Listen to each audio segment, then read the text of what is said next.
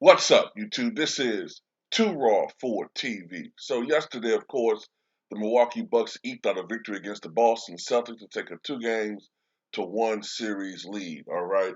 Shout out to 78 Sports TV. All right, because I just saw his video. We were talking about this before.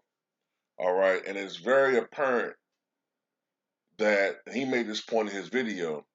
A lot of people in the sports media who pick Boston to win, a lot of people in the sports media who have this overt bias against Giannis, and yes, I'm talking about you, Stephen A. Smith. All of a sudden, people like him and Michael Wilbon, who looks like Alderman Davis from Good Times, a lot of these people all of a sudden crying about Giannis being, overly physical, getting away with playing football out there, utilizing his size and strength, being a bully, I suppose, right? And I'm listening to these people, and it amazes me the hypocrisy that comes out of these motherfuckers' mouths because it's funny. Because when LeBron James has been doing this for 19 fucking years, it's a whole different narrative. I mean, LeBron James, the brother, 6'8". 260, 265. Who knows? He might be pushing 280. The brother's unstoppable. When he goes down the lane, he's like a wrecking ball. And, defenders, at their own peril if they try to stop LeBron James. If you try to stop LeBron from old James. So when he does it, it's just the force of a mighty player. But when Giannis does it, a post player, he's a bully. I don't understand that. That makes no sense whatsoever. None. Someone explain this to me.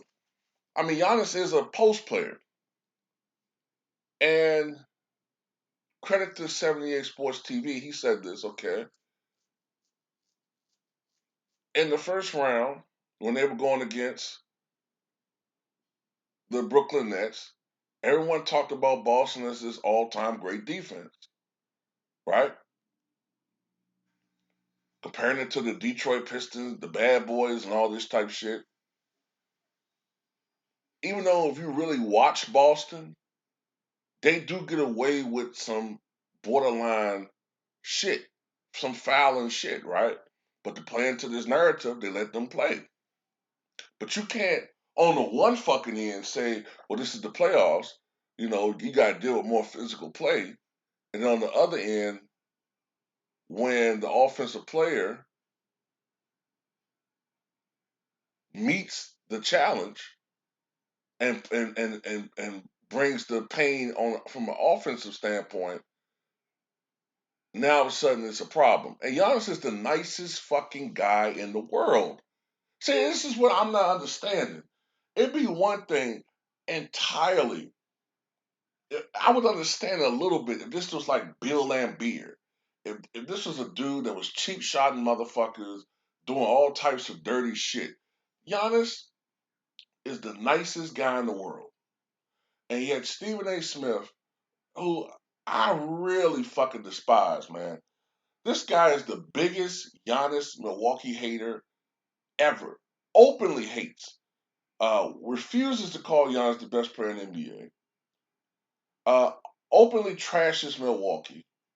Fuck him. Matter of fact, sometimes, man, I think the spiteful, big nosed Pinocchio bastard does it on purpose because he sees our videos and know that we rock with Giannis, and out of spite, Nosferatu, big nosed bitch of him, you know, Count Dracula face ass motherfucker. And I'm talking about the count from Sesame Street. One big nose. Oh. Two, two big ears. Oh.